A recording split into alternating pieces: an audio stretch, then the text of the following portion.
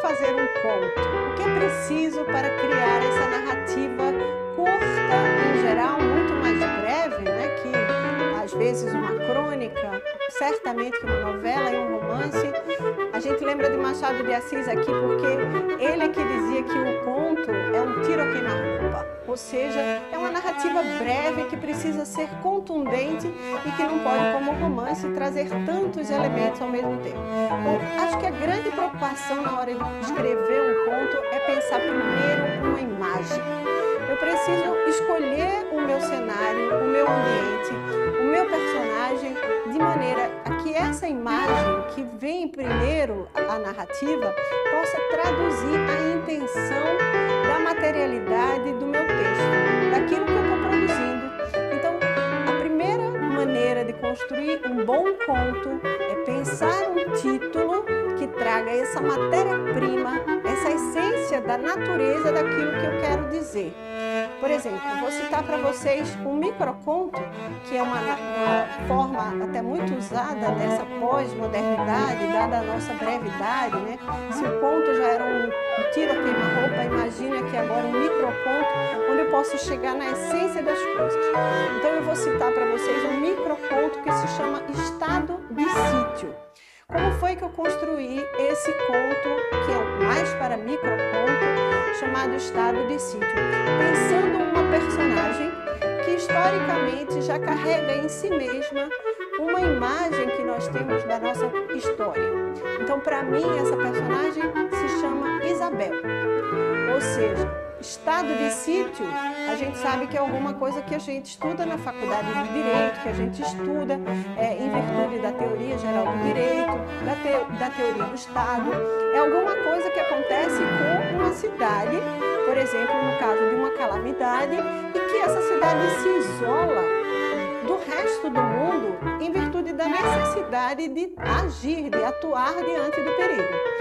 E a minha heroína, a minha personagem, ela tem o nome de alguém que historicamente nos remete a um processo, sim, de intervenção pela lei, pela mão da força da lei, para que alguma coisa se modifique numa sociedade que estava adoecida, né? Então Isabel, porque, óbvio, né, Isabel é uma personagem que vai me trazer elementos culturais e dentro do seu nome uma interface de uma imagem histórica. O que acontece com Isabel? Isabel ela é obrigada a fazer filmagens da família, em geral imagens que são remetendo a um casamento, e ela veste um vestido de noiva porque ela precisa atuar, mesmo não sendo essa noiva. Essa cauda do vestido longa se arrasta como a roca das horas. Ela vai criando esse microconto dentro de uma situação limítrofe de tensão, porque nada foi previamente organizado. E tudo isso porque a gente vai descobrir que Isabel, nessas filmagens de família, vai dar de cara com alguém que a infância a obrigou a chamar de tio, mas que na verdade a gente sabe cometeu o grande erro de desejar Isabel. Nesse lugar, o conto está novamente trazendo a gente para uma imagem que vai solucionar o meu problema rapidamente, como deve ser uma narrativa do conto. Isabel diz que recebe a ligação do tio, o narrador conta isso, e que ele foi rápido, quero ver você. E ela ao mesmo tempo, onde está minha tia? E o canalha desliga. Tio tem péssimas em relação a Isabel.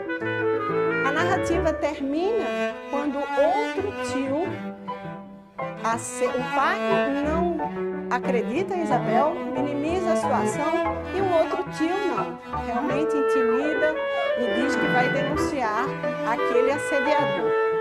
O conto termina da maneira mais absurda, que é assim: Isabel volta para casa lendo coisas da faculdade em estado de sítio ao meio-dia.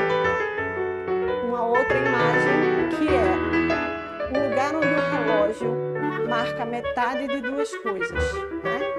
Então, a ideia de uma narrativa, qual é a melhor forma de construir uma narrativa de conto ou microconto? Escolher uma imagem e elementos que traduzam com a maior velocidade possível as sensações que o leitor vai ter dentro dessa narrativa. Escolher uma boa imagem, se preocupar com essa voz narrativa e em que lugar ele vai se posicionar diante dos conflitos de seus personagens.